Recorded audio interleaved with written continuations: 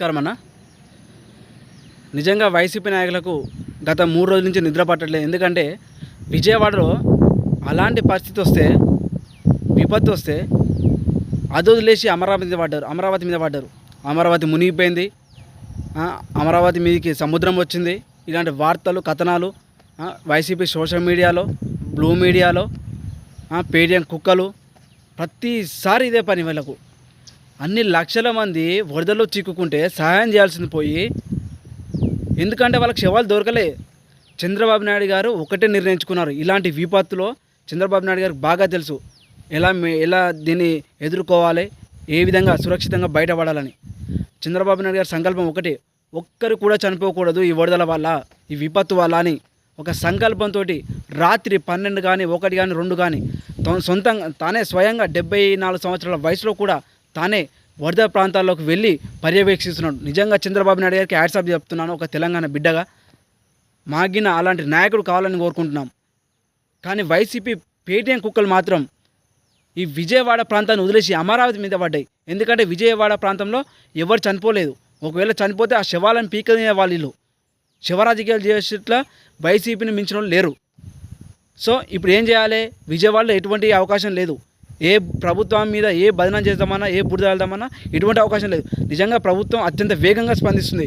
ప్రతి ఒక్కరికి ఆహార పొట్లాలు, మంచినీళ్ళు, పాల ప్యాకెట్లు ప్రతి ఒక్కటి అందిస్తుంది. డ్రోన్ల ద్వారా అందిస్తుంది, హెలికాప్టర్స్ ద్వారా అందిస్తుంది. ప్రతి ఒక్క అవకాశాన్ని ఉపయోగించుకుంటుంది. జగన్మోహన్ రెడ్డి లాగా వచ్చి 5 నిమిషాలు షో చేసి హడావుడి చేసి ప్రభుత్వాన్ని విమర్శించి ఫ్లైట్ ఎక్కి లండన్ దొబ్బేయలే. ఈ వైసీపీ కుక్కలకు ఛాలెంజ్ చేస్తున్నా. నేను చాలా వీడియోలు చూస్తున్నా. అమరావతి మునగలేదు అన్నట్టు చాలామంది వీడియోలు చేస్తున్నారు. అక్కడికి వెళ్ళి మరీ వీడియోలు చేస్తున్నారు. హైకోర్టుకి వెళ్తున్నారు, సచివాలయానికి వెళ్తున్నారు, అలాగే ఐఏఎస్ బిల్డింగ్స్ దగ్గరికి వెళ్ళి వీడియో తీస్తున్నారు. అక్కడ ఉన్న ప్రాంతాన్ని మొత్తం చూపిస్తున్నారు. ఎక్కడ కూడా ఒక చుక్క నిరుగున లేదు. మామూలుగా మనూరులో వర్షం పడితే ఏ విధంగా ఒక 10-15 నిమిషాలు వాటర్ నిలుస్తాయో సేమ్ అక్కడికి అదే ఉంది.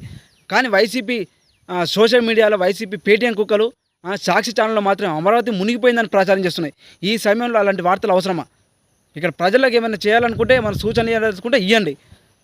అంతేగాని ఇలాంటి అమరావతి మీద దుష్ప్రచారం చేసి ఆంధ్ర రాష్ట్రాన్ని అల్లకల్లోలం చేయాలని జగన్మోహన్ రెడ్డి కుట్ర పడినట్టు అర్థమైపోతుంది. ఇక్కడ నిజంగా నేను ఒకటే కోరుకుంటున్నా, ఇప్పుడైతే ఎవరైతే బాధితులు ఉన్నారో ఖచ్చితంగా వాళ్ళందరికీ తెలుగుదేశం పార్టీ చంద్రబాబు నాయుడు ఖచ్చితంగా న్యాయం చేస్తారని నేను కోరుకుంటున్నాను. అలాగే ఈ వైసీపీ కుక్కలకు ఒక ఛాలెంజ్ విసురుతున్నా. ఇన్ని వీడియోస్ వస్తున్నాయి కదా, మరి అమరావతి మునగలేదు అన్నట్టు ఇన్ని వీడియోలు చూపిస్తున్నారు కదా చాలామంది. మీకు దమ్ము ధైర్యం ఉంటే అమరావతి మునిగిపోయింది అన్నట్టు ఒక్కడైనా, ఒక పేటీఎం కుక్క అయినా, బ్లూ మీడియాలో అయినా ఒక వీడియో చూపించండి. నేను దేనికంటే సిద్ధంగా ఉంటా. అన్ని ఫోటోలు మార్ఫింగ్ ఫోటోలతోటి ఎడిటింగ్ చేసుకుంటూ ఈ బతుకులే మీ. అందుకే 151 సీట్లను 11 స్థానాలు పడేసారు. 151 వస్తే 5 వీకేసారు, 11 ఇచ్చారు. మీరు ఈ విధంగానే కుట్ర రాజకీయాలతోటి, కక్ష రాజకీయాలతోటి ప్రభుత్వాన్ని ఏదో బదనం చేయాలి, ప్రజల్ని ఇబ్బంది పెట్టాలనుకుంటే మాత్రం వచ్చే 29 ఎన్నికల్లో మాత్రం ఆ ఒక్కట్లకయ్యి ఇంకొకటి వీకెత్తారు ఖచ్చితంగా, నో డౌట్. ఇలాంటి శివ రాజకీయాలు, ఇలాంటి దిక్కుమాల రాజకీయాలు, ఇలాంటి తప్పుడు వార్తలు, విష ప్రచారాలు చేసి వైసీపీ నాయకులంతా దరిద్రులు ఆంధ్రప్రదేశ్ రాష్ట్రంలో ఇంకోట్లేదు. ఒక తెలంగాణ బిడ్డగా చెప్తున్నా, ఇలాంటి వరదలు రావడం నిజంగా బాధ అనిపిస్తుంది నాగిన. కానీ వైసీపీ నాయకులకు మాత్రం ఒక్క శవం దొరుకుతుందా? ప్రజలు ఏ విధంగా ఇబ్బంది పడతారా? ప్రజలకు ఆహారం అందొద్దు, మంచినీళ్ళు అందొద్దు, మన పాల ప్యాకెట్లు అందొద్దు అని వాళ్ళు కోరుకుంటున్నారు. ఎందుకంటే ప్రభుత్వాన్ని, చంద్రబాబు నాయుడు గారిని బదనాం చేయాలి. ఇది వాళ్ళ ఆలోచన. ప్రజలారా గమనించండి. ఈ వైసీపీ ప్రభుత్వాన్ని, ఈ వైసీపీ నాయకుల్ని, ఈ జగన్మోహన్ రెడ్డిని రాజకీయాల నుంచి శాశ్వతంగా తరిమి కొడితేనే ఆంధ్రప్రదేశ్ రాష్ట్రం అభివృద్ధి చెందుతుంది. జగన్మోహన్ రెడ్డి రాజకీయాలను ఉన్నన్ని రోజులు కూడా ఇలాంటి నాటకాలు, ఇలాంటి ద్వేషాలు, ఇలాంటి కక్షపూరిత కుట్రలే జరుగుతాయి తప్పించి ఆంధ్రప్రదేశ్లో ఇంకేం జరగదు. ప్రతి అభివృద్ధికి వీళ్ళు అడ్డుకాలు వేసే వ్యక్తులు వీళ్ళంతా. ఒక తెలంగాణ బిడ్డగా చెప్తున్నా, ఇలాంటి దరిద్రుల్ని దూరం పెట్టండి. వైసీపీ నాయకుల్ని, ఈ పేటీఎం వైసీపీ సోషల్ మీడియా మొరిగే పేటీఎం కుక్కల్ని ప్రజలందరికీ గమనించండి. అమరావతికి ఏం కాలేదు. నిజంగా చాలామంది అంటున్నారు, మనము ఒక విధంగా చెప్పాలంటే ఇప్పుడు ప్రతి వస్తువు తయారు చేసినా ఫస్ట్ దాన్ని టెస్ట్ చేస్తారు. అంటే ఆ వస్తువు ఒకవేళ పనికి వస్తుందా, పనికి రాదా, మనం తయారు చేసాం కంటే దానికి ముందుగానే తయారు చేసే ముందు టెస్ట్ చేస్తారు.